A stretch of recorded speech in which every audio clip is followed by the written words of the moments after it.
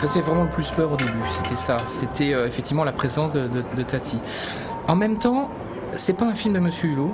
C'est pas, et c'est pas vraiment un film très, très typique des films de Tati. Parce que là, il y a vraiment une histoire entre deux personnages qui évolue sur une période assez longue. Et même géographiquement qui se passe dans plusieurs endroits, alors que le film Tati, ça se passe tout au même moment, au même endroit.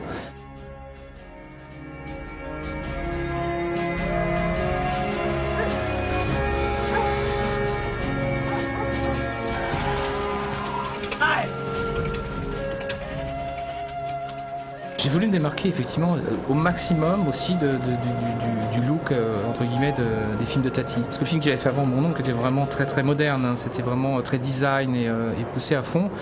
Et là je voulais faire quelque chose qui soit effectivement plus terre à terre. Avec beaucoup de scènes qui se passent dans la nature. Qu'on trouve pas souvent dans les films de Tati, à part peut-être dans Jour de fête. Mais ce que je cherchais surtout aussi, c'était l'explication de la magie aussi à travers les décors et donc à travers la couleur. De retrouver un petit peu les couleurs de l'Écosse. Et donc, je ne sais pas si vous connaissez l'Écosse, mais il y a ce côté très terreux en fait. Les montagnes sont fauves, sont brunes, c'est plein de nuances justement dans toutes ces couleurs-là. Et ça change aussi sans arrêt. C'est-à-dire qu'on n'est jamais sur le même brin. Par exemple, le brin va changer en fonction de la lumière. Il y a des changements de lumière. Et je trouve que ça fonctionnait très bien avec le script, justement, d'avoir ces espèces de changements sans arrêt, puisque c'est justement un film sur le changement. Donc c'est pas...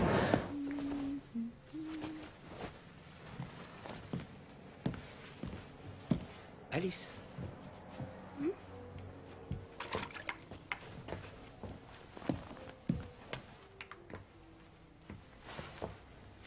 Et... Seule chose que j'ai vraiment gardée, parce que je me suis dit ça va être une sorte de, comment dire, un jeu en fait, de ne pas mettre de gros plans dans ce film et de pouvoir expliquer une histoire très très intime entre deux personnages sans jamais avoir un gros plan. Et de retourner un petit peu sur le cadrage à la Tati, c'est-à-dire caméra à hauteur d'homme 1m90, 2 mètres, avec vue sur les pieds.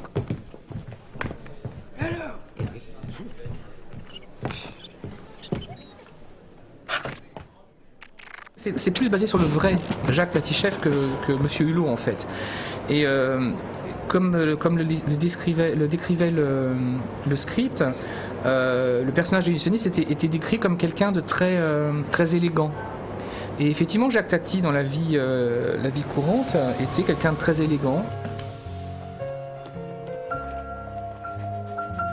Et on a été dans cette direction-là. Et on l'a fait un petit peu plus caricatural quand il est effectivement sur scène et que là il a un feu de plancher et que bon là il est un peu plus Monsieur Hulot en fait. Et dans la vie courante, il a quand même ce côté un petit peu toujours surpris, un petit peu paumé. Ça c'était